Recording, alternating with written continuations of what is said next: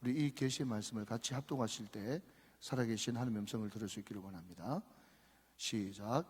내가 그들의 행위와 사상을 아노라. 때가 이르면 문나라와 언어가 다른 민족들을 모으리니 그들이 와서 나의 영광을 볼 것이며 내가 그들 가운데서 징조를 세워서 그들 가운데서 도피한 자를 여러 나라 곧 다시스와 뿔과 활을 당기는 룹과 및 두발과 야벤과 또 나의 명성을 듣지도 못하고 나의 영광을 보지도 못한 먼 섬들로 보내리니 그들이 나의 영광을 문나라에 전파하리라. 나 여호와가 말하노라.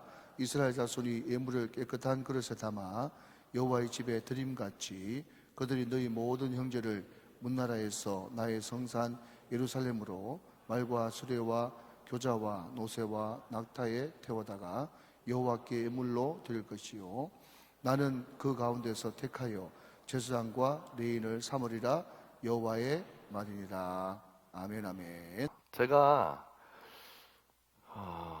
울산 들어서면서 굉장히 설레임이 있었습니다. 정말 감회가 새롭다. 저는 울산을 오는 게 이번이 세 번째예요. 세 번째인데요. 아주 오래전에 두 번 왔었어요. 30년 전에. 30년 전에 두 번. 근데 그 30년 전에 두 번 올 때는 사회적 메시지를 연극과 뮤지컬을 통해서 전달하기 위해 여기 울산을 왔었습니다. 저는 91년도에 고 정주영 회장님께서 만드신 극단 현대 앙상블의 정단원으로서 배우로서 살고 있었고요. 저희가 당시에 한국 청소년 문제를 다루기 위해서 정주영 회장님이 기획하시고 그래서 전국 17개 도시 순회 공연을 기획을 해가지고 이렇게 순회 공연을 하고 있었습니다. 근데 울산은 정몽준 회장님이 초청을 해주셔가지고 지금도 있는지 모르겠습니다. 울산 현대중공업 앞에 다이아몬드 호텔이 예전에 있었어요. 그 호텔에서 저희가 공연을 했었고 또 그해 12월에는 중공업 안에 체육관이 있습니다. 그 체육관에 무대를 설치를 하고 크리스마스 드라마로 뮤지컬 스크루지를 또 공연을 하러 왔었습니다. 이렇게 두 번. 근데 두 번 다 어쨌든 저희는 목표한 게 단순히 어떤 연극 또는 뮤지컬을 이렇게 공연하는 게 아니라 사회적 메시지를 좀 전달하자라는 그런 포부를 가지고 왔었는데 30년이 지난 지금 사회적 메시지가 아닌 천국 메시지 하나님의 말씀을 들고 다시 이곳을 들어섰습니다. 들어서면서 내내 창을 열고 제가 운전해서 왔거든요. 안산에서부터 6시간 걸려서 왔습니다. 울산 도착해가지고는 창문을 열고 계속 이렇게 바람을 코로 이렇게 맡으면서 왔어요. 예전 그 30년 전의 향수가 여전히 있을까? 그랬는데 되게 낯선 향기가 느껴졌어요. 근데 그 낯선 향기가 너무 좋은 거예요. 이전과는 다른데 그 낯선 향기가 너무 좋다. 이게 뭐지? 너무 좋다. 그러고 오늘 여기 본당에 들어와서 찬양하고 기도하는 가운데에 이거구나 깨달음이 왔어요. 여기 울산은 열방의 제사장과 열방의 레위인을 만드는 글로벌 도시구나. 할렐루야. 오늘 말씀 제목이 열방의 제사장과 열방의 레위인입니다. 오늘 이 말씀을 보면 하나님께서 마지막 때에 어떠한 선교를 하시는지 우리에게 명확하게 말씀을 주시고 계세요. 특별히 66장 앞에 1절부터 쭉 보면은 굉장히 혼탁한 시대임을 보여줍니다. 마지막 때에 종교 지도자들이 더 이상 어떤 영적 영향력을 끼치지 못하고 무너져 내릴 때, 또 교회들이 사회적으로 영향력을 갖지 못하고 지탄을 받기도 하고 그런 어려움 속에서 복음의 장벽이 오히려 우리로 인해 높아지는 그런 상황 속에서, 그럼에도 불구하고 하나님께서 영혼들을 구원하시기 위해 하나님의 선교 전략은 계속되어진다. 그런데 오늘 너무나 감사한 것은 그 마지막 때에 하나님의 선교가 다른 어떠한 방법이 아니고 바로 이주민 선교라고 하는 것입니다. 이제 예수 그리스도께서 이 땅 가운데 다시 오실 때까지 이 이주민 선교를 통하여서 세계 만민이 복을 얻을 것입니다. 세계 만민이 예수를 알게 될 것입니다. 그리고 예수의 발 앞에 무릎 꿇게 될 것입니다. 그런데 그 일들을 하나님께서 여러분을 택하셔서 여러분을 통해서 이루실 것입니다. 특별히 우리 여기 우정교회는 하나님께서 너무너무 특별하게 택하신 교회라고 하는 확신이 저에게 강력하게 들어왔습니다. 하나님께서 우리 우정교회를 통하여서 혹 한국의 이주민 선교가 다른 방향을 향하여 갈 때에 우리 우정교회를 통하여서 바른 성경적 이주민 선교 방향을 제시할 것이며, 또 우리 우정교회를 통하여서 한국 교회에 또 다른 부흥이 일어날 것이고 세계 선교의 부흥이 일어날 것입니다. 우리 그런 기대를 가지고 하나님께서 말씀하셨고 또 그 감동을 주셨으니 큰 기대와 확신을 가지고 이 말씀을 우리 한번 나누어 보도록 하겠습니다. 18절에 보면 내가 그들의 행위와 사상을 아노라. 때가 이르면 문 나라와 언어가 다른 민족들을 모으리니 그들이 와서 나의 영광을 볼 것이며. 하나님의 영광은 어디에 가장 명확하게 나타납니까? 바로 예수 그리스도. 그의 임재하심, 성육신하심. 그러므로 이것은 예수 그리스도라고 우리가 볼 수 있습니다. 즉 그들이 하나님의 때가 되니까 모여지는 거예요. 마치 자발적으로 우리가 돈을 벌기 위해서 한국을 선택해서 간 것입니다라고 말할지 모르겠으나 역사를 주관하시는 하나님이 이 흐름을 만드셨기 때문에 그들은 한국에 올 수 있게 된 것이죠. 우주 만물을 창조하신 하나님은 역사를 주관하시며 또 이 모든 지구의 역사는 선교 역사라고 말할 수 있습니다. 동일하게 오늘 이 말씀에서도 나타나는 바가 그러합니다. 글로벌이라고 하는 단어, 지구촌 또는 지구화, 세계화라고 하는 단어가 처음 사용되기 시작할 때에 유엔은 이주민, 마이그란트에 집중하기 시작했습니다.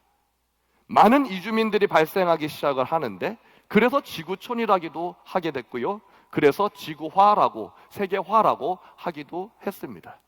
그런데 그 이주민들을 통해서 어떤 한 나라는 큰 혼란에 빠지기도 하고 또 어떤 나라는 그 이주민을 통해서 크게 또 성장하는 여러 가지 변화들이 일어나는 것들을 보게 된 것이죠. 그래서 많은 사회학 학자들이 이주민에 대한 연구를 쏟아내고 있습니다. 근데 유엔은 단순히 이것을 사회적 현상으로만 보고 있는 것이죠. 그러나 우리는 압니다. 이것은 하나님의 선교 전략이며 하나님의 선교 현상인 것이죠. 참으로 놀라운 일입니다. 우리는 보통 선교를 배울 때에 마태복음 28장 19절 20절 말씀 너희는 가서 라고 하는 것으로부터 시작을 해왔습니다. 그런데 우리가 다시 한번 재고할 필요가 있습니다. 너희는 가서라고 할 때 이 가서는 헬라어로 포리오라고 하는 단어가 쓰입니다. 이 단어는 살아가면서 여행하는 동안에 라고 하는 의미를 가지고 있습니다. 우리 인생을 여행에 비교 많이 하죠. 여행으로 많이 비유합니다. 즉 다시 말해서 너희는 가서라고 하는 의미는 물리적 거리 이동보다는 시간의 흐름으로 이해할 수 있습니다. 다시 말해서 우리가 살아가는 동안에 주님 오시는 그날까지 내가 만약 예수 그리스도로 새 생명 얻은 자로서 아직 이 땅에 존재한다면 마지막 그 순간까지 우리가 해야 할 그 일, 그 사명, 그 대위임령, 그것이 바로 예수 그리스도의 제자를 삼고 아버지와 아들과 성령의 이름으로 세례를 주고 그리고 주께서 분부한 모든 것을 가르쳐 지키게 하는 것입니다. 그런데 가르쳐 지키게 한다고 하는 것은요, 한 번에서 이루어지는 일은 아닌 것이죠. 지키게 하다 안에는 자발적인 무브먼트가 일어나게 하는 것을 의미합니다. 다시 말해서 그들이 하나님의 말씀으로 새로워져서 그들의 세계관이 변해서 힌두와 무슬림과 또는 불교와 온갖 잡신들의 그런 세계관 속에 갇혀 있다가 이제 하나님의 말씀이 학습되어짐으로 말미암아 그들이 성경적 세계관으로 거듭날 때에 비로소 주께서 분부한 것을 지켜낼 수 있게 된다라고 하는 것입니다. 그러므로 우리는 끊임없이 하나님의 말씀을 가르치는 일을 해야 할 것입니다. 이것이 지상교회의 위임량이며 이것이 문화적 사명이라고 하는 것이죠. 문화의 깊은 쓴뿌리 속에는 무엇이 있느냐? 그 문화의 가장 깊은 저면에는 바로 세계관이 있기 때문인 것입니다. 세계관이 변하지 않으면 비록 그들이 당장 교회 가는 모습을 보여낸다 할지라도 진정으로 그리스도를 인격적으로 만난 것은 아닌 것입니다. 여기 한국에 와 있는 동안 많은 이주민들이 교회를 통해서 많은 도움을 받고 있습니다. 한국어도 배울 수 있고요. 때로는 어떤 교회들을 통해서는 노무 상담을 받기도 하고요. 또 의료 선교를 통해서 의료적 혜택을 받기도 합니다. 즉 다시 말해서 삶의 어떠한 필요들을 교회에서 채운다고 하는 것이죠. 근데 그것만으로 끝나버릴 수 있는 여지가 너무나 많은 것입니다. 우리는 다시 한번 생각해 볼 필요가 있습니다. 하나님께서 오늘 이 말씀을 통해서 마지막 때의 하나님의 선교는 마이그란트 미션, 이주민 선교라고 하는데 우리가 정말 하나님의 선교가 하나님의 선교 되게 하고 있는가? 단순히가 어떤 의료적 노무법에 관련한 것들 또는 임금체불에 관련한 것들 또는 한국어 이런 것들로 급급하지는 않나. 복음은 없고 하나님의 말씀은 없고 단지 어떤 삶의 필요만 채우고 있는 것은 아닌가 깊이 생각해 볼 필요가 있습니다. 왜냐하면 우리는 그들이 누구인지를 정확하게 말씀을 통해서 안다면 우리는 무엇보다도 하나님의 말씀을 가르치는 일에 전념하게 될 것입니다. 여러분은 지금까지 많은 이주민들을 주변에서 많이 보아오셨을 것입니다. 그분들을 볼 때 어떤 생각이 드시나요? 가난해서 돈 벌러 온 사람들, 참 안타깝다. 본국에서 얼마나 힘들었으면 이 타양에까지 와가지고 힘겹게 저렇게 일을 할까?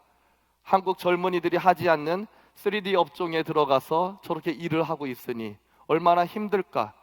종종 손목이 잘리고 손가락이 잘리고 제가 오늘 여기 내려오면서도 안산의 두손병원에서 연락이 왔어요. 손가락이 절단된 태국인이 있어가지고 전화상으로 통역을 요청한 것이죠.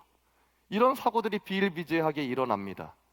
그러다 보니 그냥 너무너무 안타까운 존재로 보여지기도 하고 때로는 낯설고 때로는 무섭기도 하고 선뜻 다가가기가 불편한 그런 존재들로 보일 수 있습니다.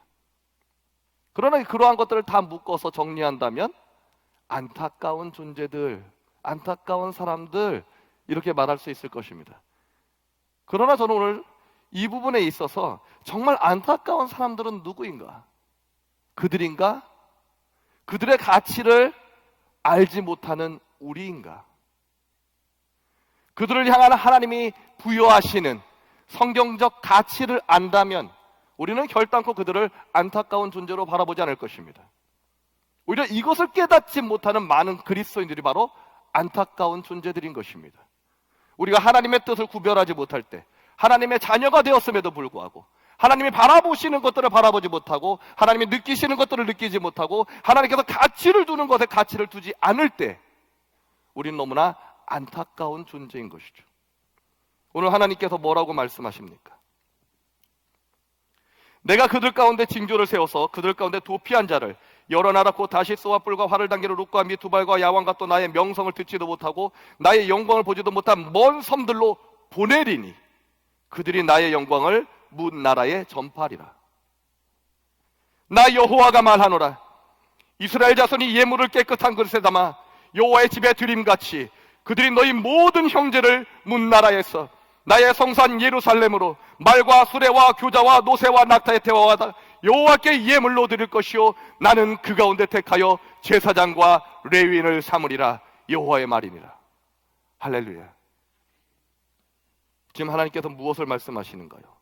하나님의 때가 되니까 많은 이주민들이 생겼습니다. 경제적 어떤 흐름들을 하나님께서 만들어내시고 이주민들이 발생할 수밖에 없는 상황을 여시고 주의 백성들이 온전히 흩어져 주의 복음을 충분히 전하지 않으니까 죽어가는 영혼들이 안타까워서 그들을 불러 모으기 시작을 하시는 것입니다.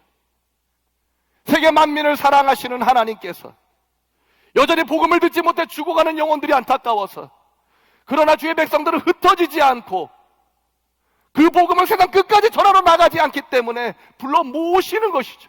내가 불러 모아서라도 이들을 살리리라. 내가 이들을 만나주리라. 이들로 하여금 나를 알게 하리라. 그렇게 알게 된 그들을 다시 내가 나의 영광을 보지도 못한 먼 섬들로 보내리니 그들이 나의 영광을 문 나라에 전파하리라. 내가 그들 가운데 택하여 제사장과 레위인 삼으리라. 바로 열방의 제사장, 열방의 레위인인 것입니다. 이 땅 가운데 와 있는 250만의 이주민들은 아브라함과 같이 믿음의 일대가 되어서 열방을 향한 제사장과 열방을 향한 레위인이 되는 것입니다. 이것이 아버지 하나님의 뜻인 것입니다. 우리 아버지 하나님의 뜻인 것입니다. 가난하고 불쌍한 존재가 아닙니다. 안타까운 존재들이 아닌 것이에요. 저들은 위대한 존재인 것입니다. 하나님의 말씀으로 말미암아 열방의 제사장과 열방의 레위인이 되어서 우리도 가지 않는 먼 섬들로 하나님의 복음이 전해지지 않는 그곳까지 그들이 나아가게 될 것이라고 하는 것이죠. 사랑하는 성도 여러분, 이제 우리 주변에 있는 이주민들을 바라볼 때에 우리는 더 이상 육신의 눈으로 바라보는 것이 아니라 하나님의 눈으로 바라보아야 하는 것입니다. 하나님의 말씀으로 바라보아야 하는 것입니다. 당신은 열방의 제사장이요, 당신은 열방의 레위인입니다. 당신이 하나님의 말씀이 채워질 때 비로소 열방의 제사장과 레위인이 될 수 있습니다. 우리 교회로 오십시오. 하나님의 말씀을 배우셔야 합니다. 이것이 당신의 삶의 가치입니다. 우리는 선포할 수 있어야 합니다. 당신은 더 이상 가난한 존재가 아닙니다. 당신은 불쌍한 존재가 아니에요. 당신은 안타까운 존재가 아닙니다. 당신은 위대한 존재입니다. 하나님께서 아브라함을 선택하셨을 때 어떤 일을 제일 먼저 하셨어요? 본토 친척 아비집을 떠나게 하시는 일, 그 일로부터 시작을 하시는 것입니다. 왜요? 그 집안에 남아 있어가지고는 그 악한 땅에 여전히 살아가고 있어가지고는 그의 세계관이 변할 수 없기 때문인 것입니다. 위대하신 하나님, 우주를 창조하신 그 크신 하나님을 경험하기 위해서는 그 본토 친척 아비집을, 그 마을을, 그 지역을 떠나야 했던 것입니다. 새 땅과 새 하늘을 보게 하시는 것이죠. 동일합니다. 여기에 와 있는 많은 이주민들, 하나님께서 택하셔서 본토 친척 아비집을 떠나게 하신 역사인 것이죠. 하나님께서 새 하늘과 새 땅을 보여주시려고. 저는 2001년에 제가 연극배우로 살다가 뒤늦게 신학을 공부하고 선교학을 공부하면서 제일 먼저는 아랍어를 공부하고 무슬림 선교를 하고 싶었어요. 그래서 한 학기 아랍어를 공부하면서 무슬림 프로젝트를 진행을 하고 있었습니다. 그러다가 2002년에 하나님께서 저를 처음으로 타국에 갈 수 있는 기회를 주셨어요. 그게 태국인 것이죠. 그래서 2002년 5월과 11월에 두 번 태국을 다녀온 뒤에 하나님, 태국을 품겠습니다. 태국을 섬기겠습니다. 그렇게 고백하고 2003년도부터 아랍어 공부하던 것을 이제 태국어로 전환을 해서 태국어를 공부하기 시작했습니다. 저는 태국에서 선교하다가 들어온 사람이 아닙니다. 저는 한국에서 선교를 시작했고 한국에서 태국어를 마스터한 사람입니다. 현지에서 태국어 공부를 한 것도 아니죠. 어쨌든 하나님께서 그와 같은 도전을 주셔서 2003년에 국내에 있는 태국인 교회, 그 당시에는 한 6개, 7개 정도밖에 되지 않았습니다. 6개, 7개 되는 태국인 교회가 연합하여서 연합 집회를 하는 곳에 하나님 보내셨고, 아직 태국어를 사와디캅 한마디밖에 할 수 없었기 때문에 설거지하고 그리고 쓰레기 분리수거하는 그런 허드렛 일들로 저의 태국 선교가 시작이 됩니다. 그리고 2004년, 2005년에는 장로교 통합 측 교회에서 태국인 예배부서를 섬기게 됐어요. 태국인 예배부서를 섬기는데 마음 가운데 큰 짐이 생겼습니다. 큰 부담이 생겼어요. 하나님, 제가 이 교회 안에서 태국인 예배부서를 섬기니까 참 편리하고 저 자신을 위해서는 좋은 것도 참 많이 있습니다. 사역을 위해서는 너무너무 편리하고 편안합니다. 우리 태국인 예배부서 여름 수련회를 준비하려고 한다면 기한서를 잘 써서 당회에 올리고 또 당회에서 통과가 되면 예산도 받을 수 있고 교회 차량도 갖다 쓸 수 있고 또 우리 집사님, 권사님들한테 잘 말씀드리면 오셔서 봉사해 주시고 맛있는 밥도 해주시고 얼마나 좋습니까? 하나님, 이런 것들이 너무 좋습니다. 그런데요, 저 자신을 위해선 좋은데 우리 태국인 근로자 성도들을 위해서는 별로 안 좋은 것 같습니다. 예배 좀 드리려고 하면 여기저기 집사님들 문 삐끗삐끗 열어가지고 무슨 동물원 원숭이 바라보듯이 바라보고, 또 어떤 안수 집사님께서는 왜 교회가 비자도 없는 사람들을 도와주냐, 교회가 할 일이 아니지 않냐, 이런 망언을 하기까지 합니다. 하나님, 어떻게 하면 좋습니까? 뿐만 아니라 무엇보다도 중요한 것은 우리 성도들의 영적 성장에 있어서 한국 교회 시스템이 조금 부족합니다. 우리 성도들은 하나님 아시지요? 때가 되면 태국으로 다 돌아갈 사람들입니다. 고려인들이나 또는 조선족 같은 경우, 또는 결혼해서 한국에 이주해 온 다문화 여성 같은 경우에는 한국에 정착해서 살아가는 것을 목표로 하니까 그분들은 한국 교회에서 성장하고 한국 교회에서 양육받는 것이 당연하고 마땅한데, 본국으로 돌아가는 이분들을 위해서는 좀 더 이분들을 위한 전용 공간이 만들어져야 하는데 그것이 없는 것이 너무나 안타깝습니다. 주님 아시죠? 이분들이 태국으로 돌아가게 되면 그들의 삶의 터전으로 돌아갔었을 때, 그들의 마을로 돌아갔었을 때 반경 100km 이내에 교회가 단 하나도 없습니다. 어떻게 신앙을 지킬 수 있을까요, 주님? 한국에서 교회 다녀보는 경험을 위해서 여기 한국에서 우리가 복음을 전하고 하나님의 말씀을 가르치는 것은 아니잖아요, 주님. 주님께서 성경을 통해서 저들은 열방의 제사장과 열방의 레위인 되어서 그들의 나라뿐만 아니라 제3국, 제4국으로 먼 섬들로까지 나아가 복음을 전하게 될 거라고 말씀하셨는데 저들의 본국에 들어가는 족족 소식이 끊기고 연락이 다 끊겨버립니다.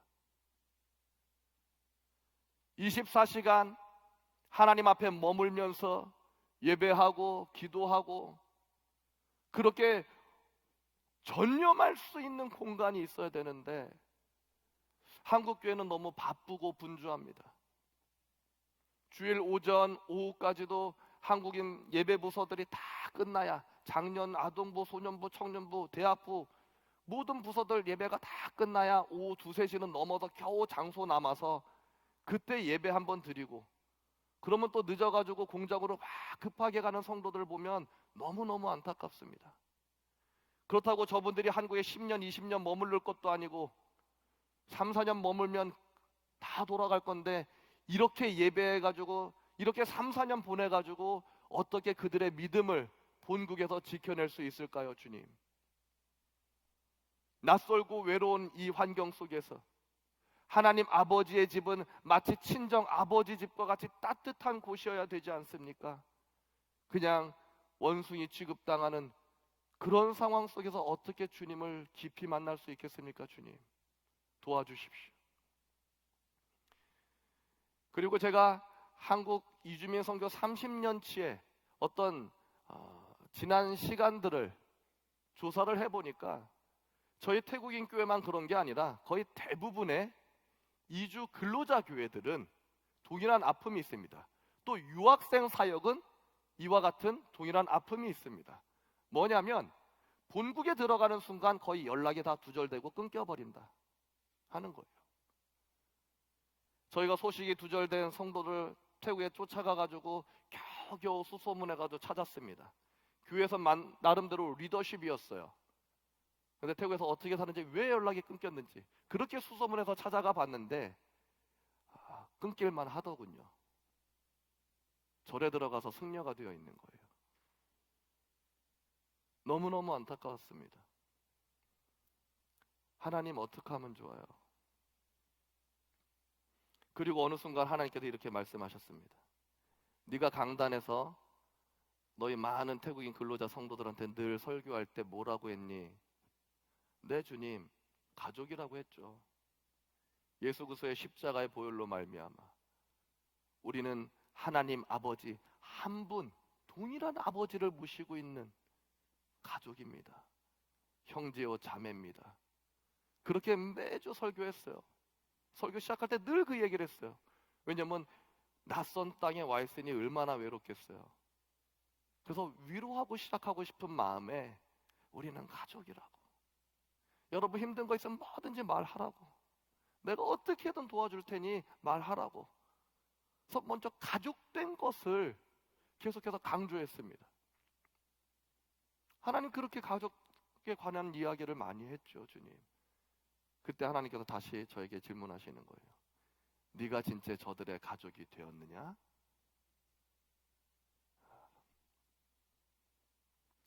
순간 마음이 무너져 내리기 시작했습니다. 아버지 하나님, 내가 매주 저들 앞에서 설교 시작할 때 가족이라고 그렇게 얘기를 많이 했지만 정작 가족된 우리 성도들이 태국에 들어가서 소식이 끊겨지고 연락이 두절되는데 그것들에 대해서 저는 어떠한 행동도 한 게 없어요. 저는 가족될 자격이 없어요, 주님. 내가 만약 그들의 진정한 가족이라면 어떻게 내 가족이 연락이 두절되고 연락이 끊기는데 발벗고 이 땅에서 잠을 잘 수 있겠어요? 당장 태국에 쫓아가가지고 대사관에 쫓아가서라도 어딜 쫓아가서라도 내 가족이 어디 있는지 찾아주십시오 하는 게 가족 아니겠습니까? 이주민 선교 30년 동안 우리는 우리의 잃어버린 영적 가족들을 찾기 위해 얼마나 애를 써왔는지 다시 한번 점검해야 합니다. 하나님 어떡하죠? 부끄럽습니다. 하나님의 말씀을 선포하면서 정말 가식적인 언어만 쏟아내고 있었습니다. 주님, 그렇게 회개하고 그렇게 눈물을 쏟아붓는데 주님께서 이제 네가 직접 저들 향해 가라. 네 주님, 가겠습니다.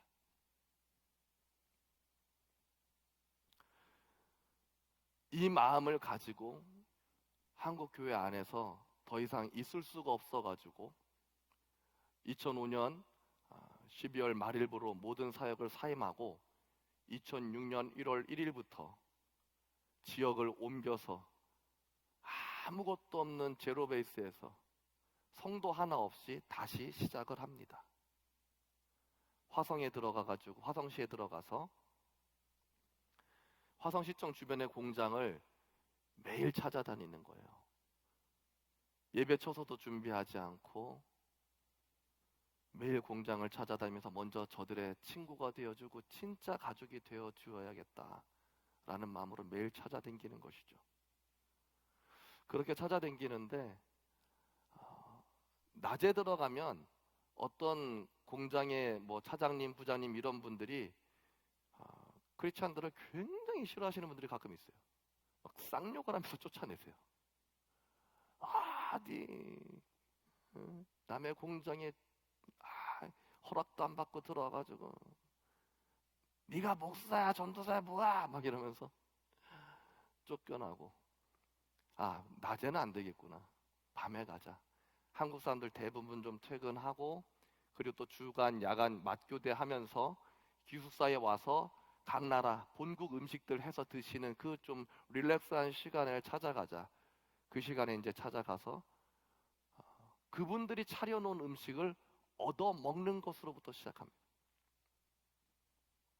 잘 먹어야 빨리 친해져요.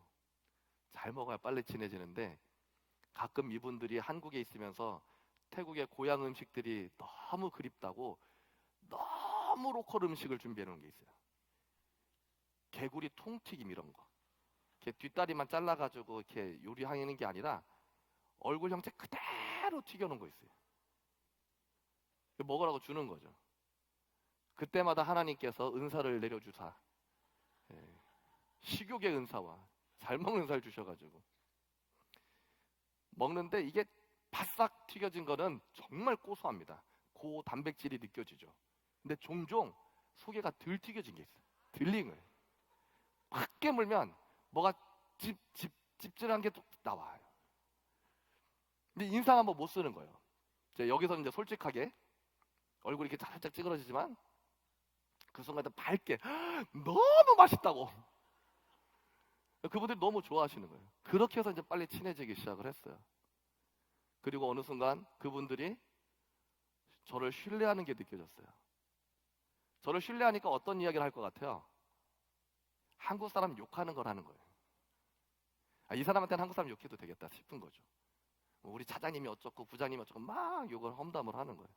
다 들어드리고, 그리고는 미안하다라고 제가 대신 사과를 합니다. 그리고 마음 가운데 이제 확신이 왔습니다. 이분들 이제 초청해서 같이 예배할 수 있겠다, 그런 마음이 드는 거예요. 하나님 예배 처소 좀 준비해 주세요. 다행히 은혜의 동산교회라고 이규현 목사님, 요번에 아까 엘리베이터에 그 포스터 보니까 강설이 있는 것 같은데 아닌가요? 네. 화성시 있는 은혜의 동산교회 충신측 교회 합동측 교회입니다. 그 목사님을 우연히 찾아뵙게 됐어요. 그리고는 저희가 이 교회에 소속할 것도 아니지만 일시적으로 저희가 뭔가 좀 준비될 때까지만 방 하나만 내주세요 한 거예요. 뭐 일면일식도 없고 한 번도 만나본 적도 없는 목사님인데 흔쾌히 허락을 해주셔서 거기서 첫 예배를 드렸습니다. 한 10명쯤 들어가면 방이 이제 꽉 차는 상황이 되다 보니까 얼마 못 있었어요. 그리고 나서 하나님 이젠 좁아요, 좀 더 넓은 데 주세요. 그렇게 해가지고요 1년 10개월 동안 이사를 4번 했어요. 1년 10개월 동안 성도들이 계속 늘어난 거죠. 1년 10개월 동안 이사를 4번 해가지고 4번째 장소 들어갈 때 비로소 하나님 아버지의 집이 마치 친정 아빠 집 같은 너무 따뜻하고 24시간 머물면서 기도하고 그 말씀 가운데 푹 빠져 있을 수 있는 그런 공간을 이제 만들겠습니다. 하나님 그렇게 확신을 주셔가지고 4번째 장소 들어갈 때 1년 10개월 만에 43평 2층과 3층 통으로 렌트를 해가지고요 3층에 숙소를 만들어서 성도들이랑 아예 살기 시작을 했어요. 교회에서 같이 살기 시작했어요. 2층에 이제 성전 만들어 놓고. 그러고 나서 이제 하나님께서 주신 마음을 받아서 태국에 잃어버린 성도들을 찾으러 가자, 가족 찾으러 가자 해가지고 방콕에 작은 집을 또 렌트를 해가지고 먼저 앞서 들어간 성도들 중에 리더급들을 다 수소문해가지고 겨우겨우 찾아서 다시 콜링했어요. 5가정을 콜링했습니다. 우리 방콕에서 같이 지내면서 다시 기도하고 하나님께서 우리에게 주셨던 비전을 품고 다시 일어나자, 다시 시작하자 했는데 너무나 감사하게 5가정 다 들어오기로 결단하고 방콕에서 또 같이 살기 시작을 했습니다. 처절한 가난의 시간을 보내기 시작을 하는 거예요. 왜냐하면 제가 이 개척을 할 때에는 자비랑 개척을 시작을 한 거예요. 후원 없이 정말 무에서 하나님께서 하나님의 몸된 교회를 어떻게 만들어 가시는지 우리의 머리 되신 예수 그리스도께서 그 몸된 교회를 어떻게 또 일으키시는지 우리 성도들이 그것들을 경험해야 본국에 들어가서도 또 목회자가 되더라도 개척할 수 있고 선교사의 후원이 없어도 교회를 지탱해 나갈 수 있기 때문인 것이죠. 저희가 안산에서 같이 지내는데 어느 한 토요일에 쌀과 김치 외에는 아무것도 없는 거예요. 재정도 없고. 주일날 또 새신자들도 많이 오는데 또 이제 갓 믿은 성도들도 꽤 많아졌는데 주일날만큼은 예배 끝나고 점심에 잘 먹여야 되는데 어떡하지? 고민이 들었어요. 교회에서 같이 지내고 있던 리더들이 사역자들을 태국어로 아짠이라고 부릅니다.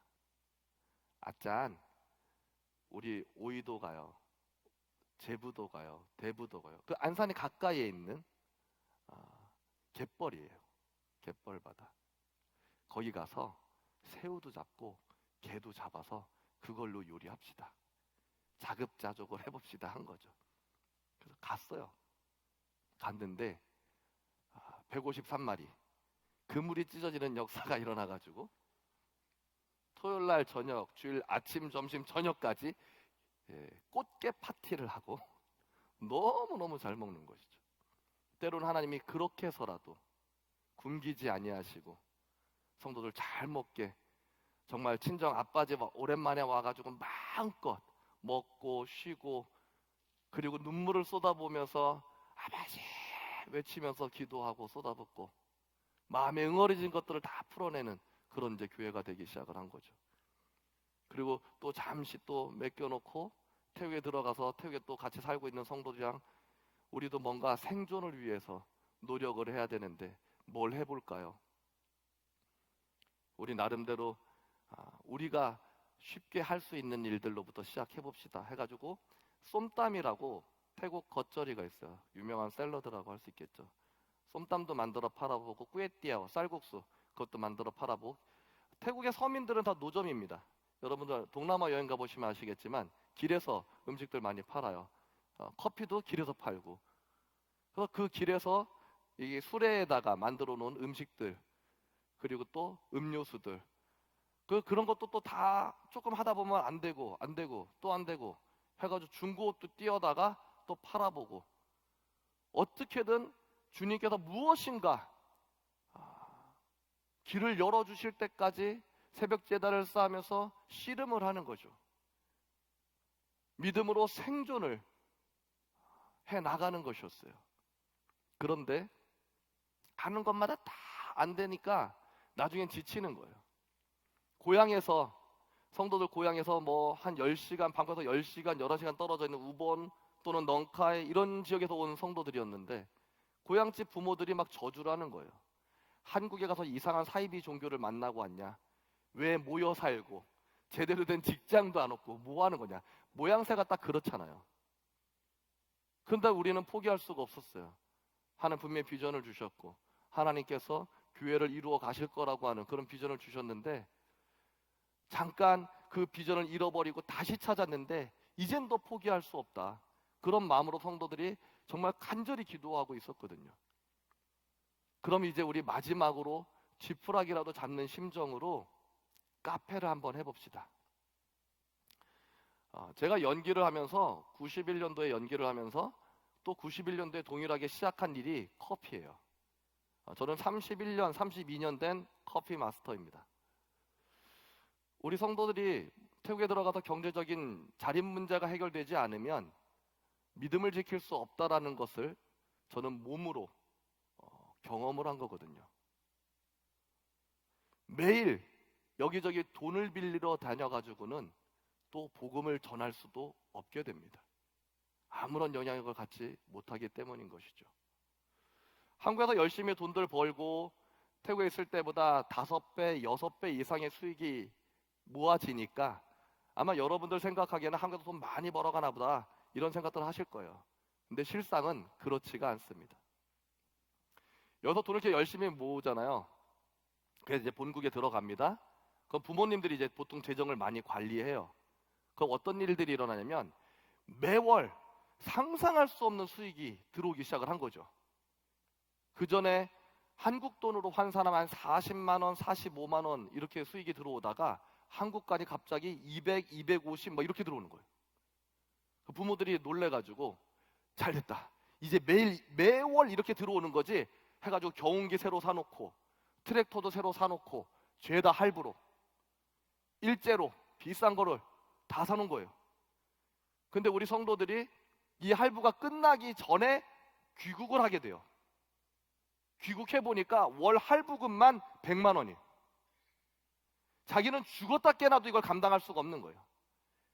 태국에서 이제 일을 해봐야 다시 40만 원, 45만 원 수익 갖고 이걸 어떻게 감당하겠어요? 근데 그거 가지고 아버지, 어머니 이거 농기구 다 팔아요. 말을 못 하는 거야. 부모들도 네가 한 번 더 나가라. 그래서 등 떠밀려서 또 다른 나라로 나가는 게 이스라엘, 대만, 일본입니다. 태국 사람은 한국 이후로 그 다음에 나가는 많이 나가는 나라가 이스라엘, 대만, 일본이에요. 그 나라로 이제 가게 되면 누가 이들을 영적으로 케어하죠?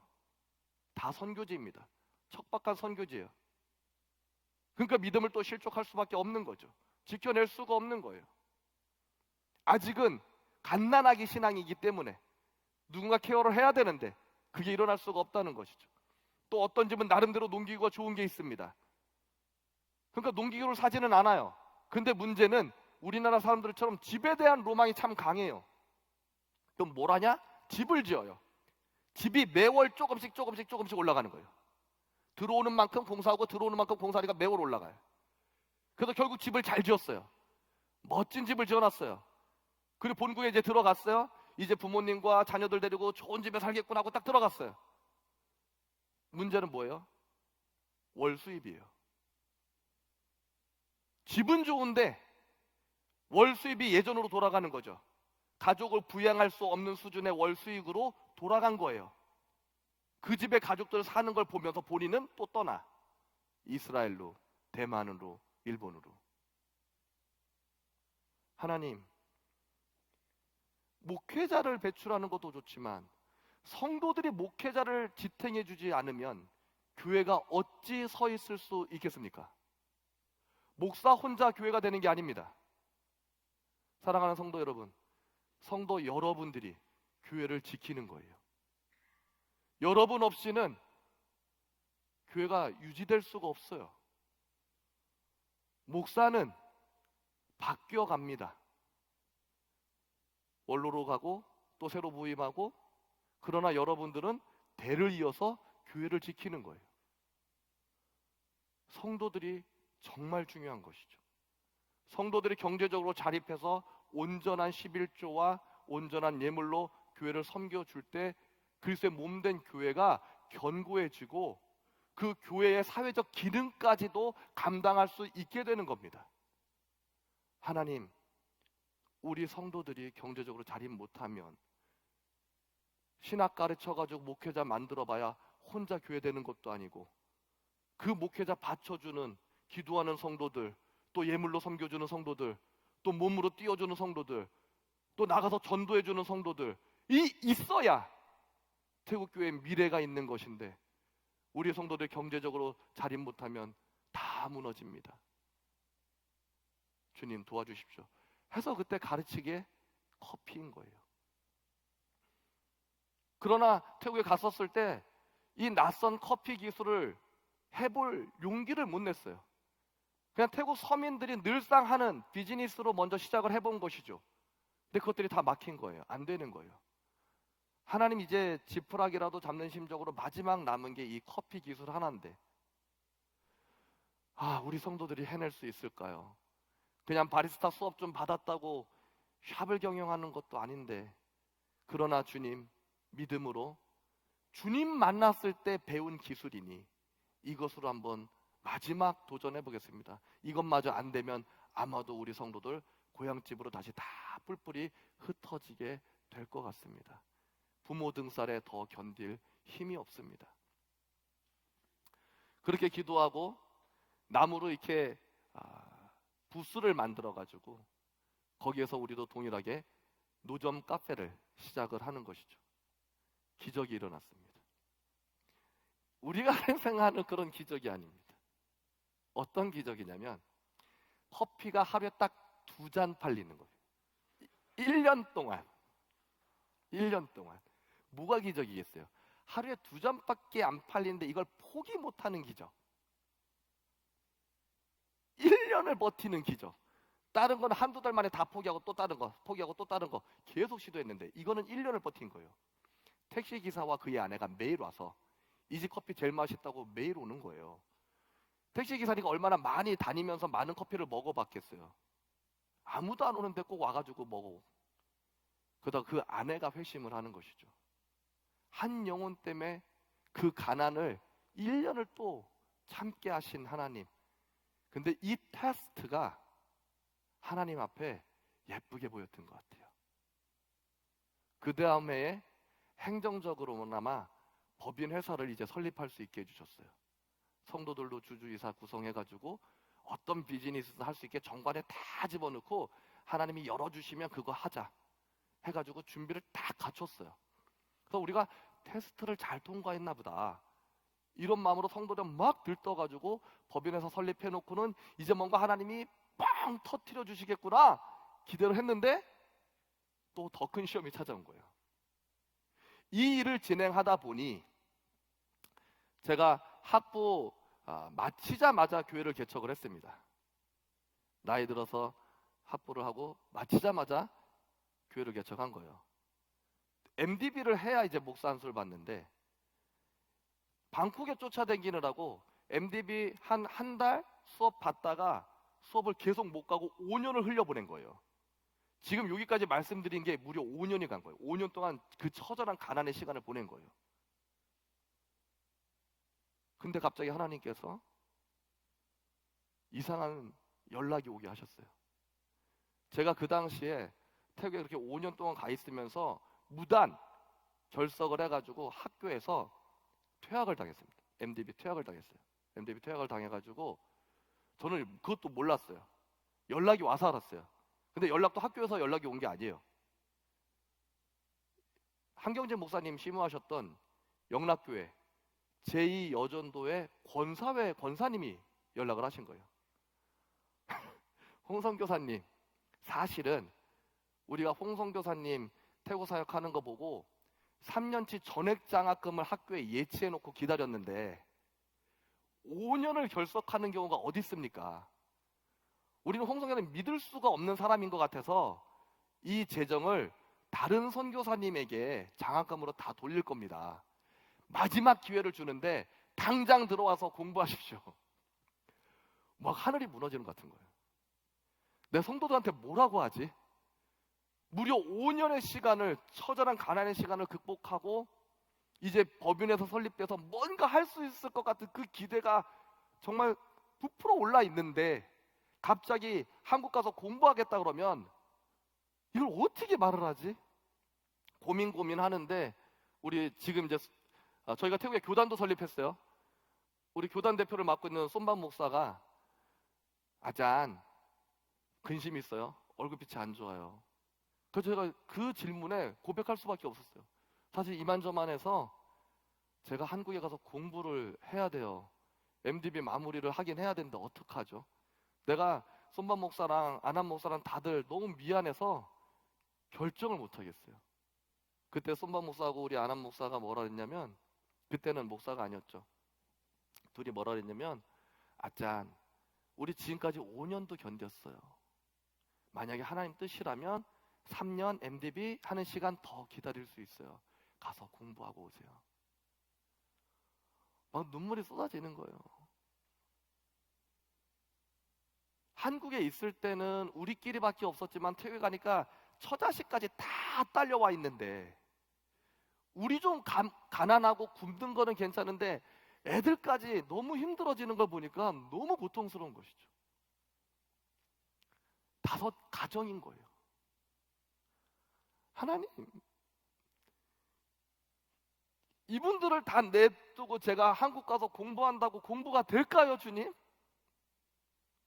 어떡하죠? 근데도 하나님께서 그 부분에 대해서 말씀을 안 하시는 거예요. 이미 하라고 전달하셨다는 뜻인 거죠. 네, 주님. 성도들도 가라고 하니까 가긴 하는데 가라고 하는 저들의 마음이 진심일까요? 하나님, 일단 가겠습니다. 한국에 와서 MDB를 시작합니다. 공부하는 동안 너무 힘들었어요. 성도들이 너무 보고 싶고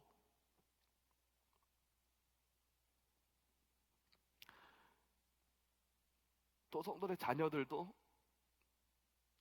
자녀들한테도 너무 미안하고, 하나님 어떡하죠? 3년의 시간 빨리 갔으면 좋겠어요.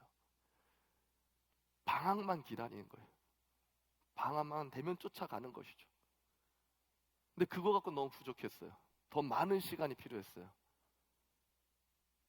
그때 하나님께서 놀라운 일을 하시는 거예요. 제가 학교에 이제 발목이 잡혀서 아무것도 할 수 없는 그 시간에 방학만 정말 목매 기다리고 겨우 방학 때 들어가서 이것저것 챙기면 또 복귀해야 되는, 또 새 학기 준비해야 된다고 또 나오는 그 시간들이 반복되는, 너무 고통스러운데 그 순간에 오히려 제가 아무것도 할 수 없는 그때에 하나님께서 성도들의 마음을 뜨겁게 이끄셔서 그 3년 동안 태국의 교회가 5개가 개척이 되고 카페가 14개가 만들어진 것이죠. 할렐루야. 자립 문제가 끝난 거예요. 우리는 우리가 무엇을 할 수 있어서라는 생각을 할지 모르지만 아닙니다. 우리가 아무것도 할 수 없을 그때에 바울의 고백인 것이죠. 약할 때 강함 되시는 우리 하나님. 우리 우정교회도 동일하게 힘든 여정을 보내고 조금씩 극복해 오고 있는 거 합니다.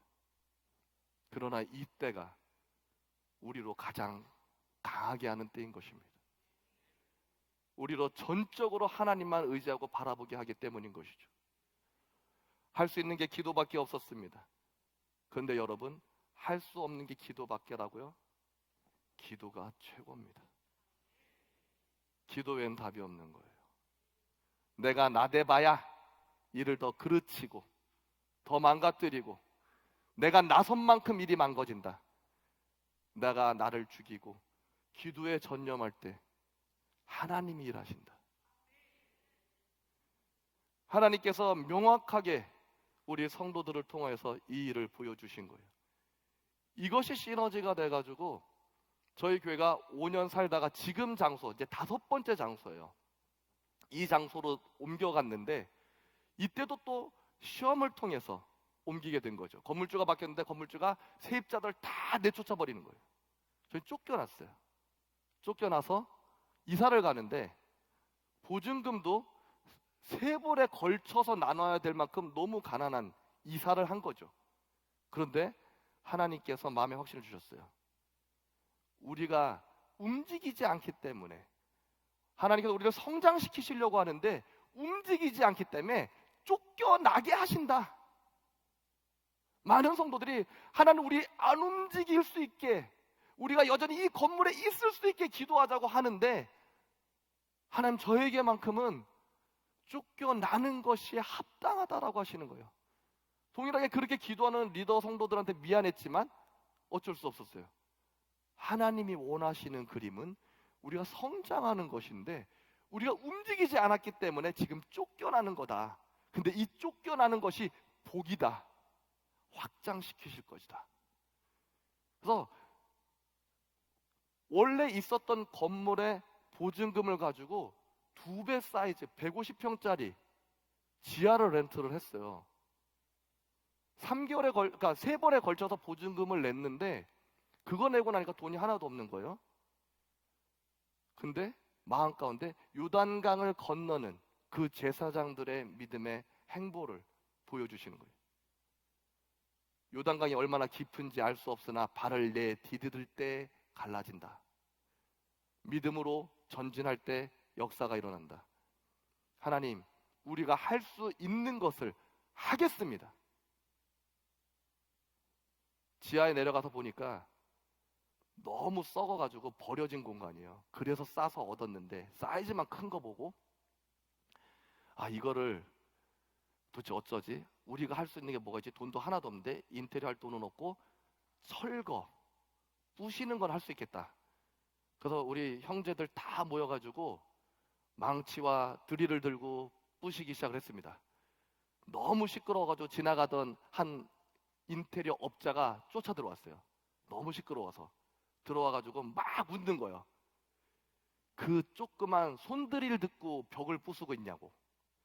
밖에 그 건축하는 장비들 렌트해 주는데 가면 10,000원이면 하루씩 렌트할 수 있다고 햄머드를 갖다가 하라고. 전혀 몰랐던 거죠. 무지해가지고. 그래서 거기서 아이디어를 얻어가지고 하나님 너무 귀한 사자를 보내서 그래가지고 이제 10,000원 들고 햄머드를 빌려다가 부시기 시작하니까 확실히 빨라지기 시작을 했어요. 그걸 다 부시는 시점쯤 되니까 하나님께서 재정과 건축 자재들을 3개월 동안 보내주시는 거예요. 매일매일 공사할 수 있을 만큼의 재정 또는 자재를 3개월 동안 매일 기적을 경험하는 거예요. 까마귀가 3개월 동안 매일 찾아왔어요. 할렐루야. 더 큰 기적은 당시 한 40여 명 성도들이 있었는데 공장 일도 고되잖아요. 근데 주일날 와서 예배드리고 거기서 또 노가다를 하는 거예요. 저는 그 노가다하면서 10kg가 빠졌어요. 너무 힘들어가지고 한여름에.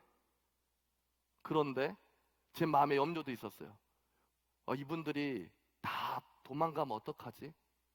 건축하다가도 한국 성도들 많이 도망간다는데 우리는 사실 우리에게는 큰 건축이란 말이에요. 돈도 하나도 없는데 한 1억 4천 정도 인테리어비를 7천만 원에 줄이고 몸으로 다 때워야 되는 거예요. 근데 돈도 그것도 7천만 원도 자재비만 7천만 원인데 돈이 하나도 없잖아요. 그러니까 성도들이 공장을 그만두고 교회로 들어와서 제가 몸으로 대신 봉사하겠습니다. 돈은 없고. 근데 매일 그 기적이 일어난 거죠. 그래서 나중에 혹 기회가 되면 안산 저희 교회를 와보십시오. 태국인 근로자들이 3개월 동안 피와 땀을 쏟으면서 일궈낸 교회. 그리고 40명의 성도들이 다 도망갈 줄 알았는데 저희는 80명, 90명 평균 출석을 이루는 역사가 일어난 것이었죠. 오히려 성도들이 더 늘어나는 거예요. 할렐루야. 우리가 하나님 앞에 마음을 모으고 우리가 하나님 앞에 기도할 때에 그리고 하나님 앞에 믿음의 발자취를 보일 때에 앉아서 울고불고 기도만 하는 것이 아니라 하나님 지혜 주십시오. 우리의 기도는 지혜를 구하는 기도가 되어야 합니다. 그때 하나님께서 지혜를 주실 때에 우리는 또 순종하는 용기가 있어야 하는 것입니다. 순종하십시오. 지혜를 구하고 지혜를 받았다면 이제 그 지혜를 가지고 순종하십시오. 믿음의 행보를 나서십시오. 놀라운 역사를 경험하실 것입니다. 이제는 하나님께서 더 큰 역사를 이루셔서 태국의 복음주의 연맹 산하에 어엿한 교단을 설립할 수 있게 하셨고 태국 현지 신학교들이 저희 교단의 목사 기준에 의거한 새로운 기준들을 만들어내긴 태국 교계에 큰 영향력을 끼치는 그런 교단이 되게 하신 것이죠. 태국의 많은 유명한 신학교 총장님들이 다 찾아오십니다. 뿐만 아니라 지난해에는요 태국의 여성가족부 장관도 찾아오시는 거예요. 도대체 한국에서 무슨 일이 일어나고 있는 거냐? 한국에 간 태국 사람들이 이렇게 변하였다라는 이야기를 들었다. 그리고 올해 저희를 초청을 했습니다. 태국 여성가족부에서 초청을 해가지고 소프트 파워에 대해서 한국 소프트 파워에 대해서 강의를 해주십시오.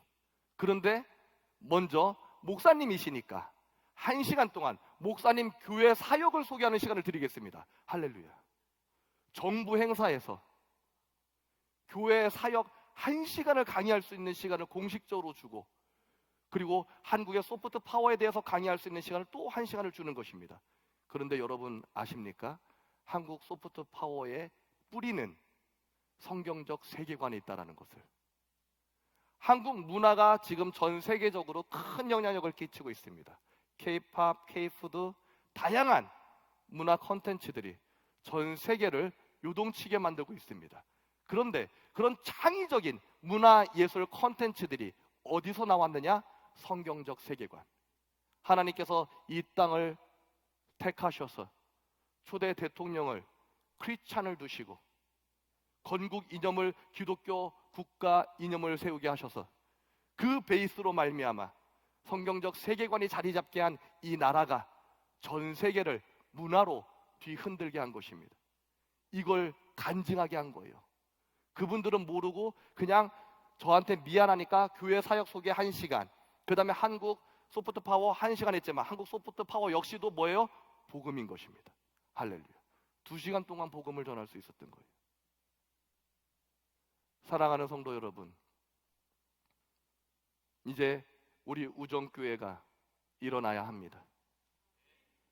우리 우정교회가 먼저는 여기 글로벌시티 울산을 하나님의 선교 도시로 만들어가는 교회가 될 것입니다. 저는 목사님의 비전을 의심치 않습니다. 목사님 부름을 받았고 하나님부터 택함을 받은 너무너무 귀한 분이라는 걸 오늘 보게 되었습니다. 목사님을 통해서 우리 울산의 이주민들이 열방의 제사장과 열방의 레위인 될 것입니다.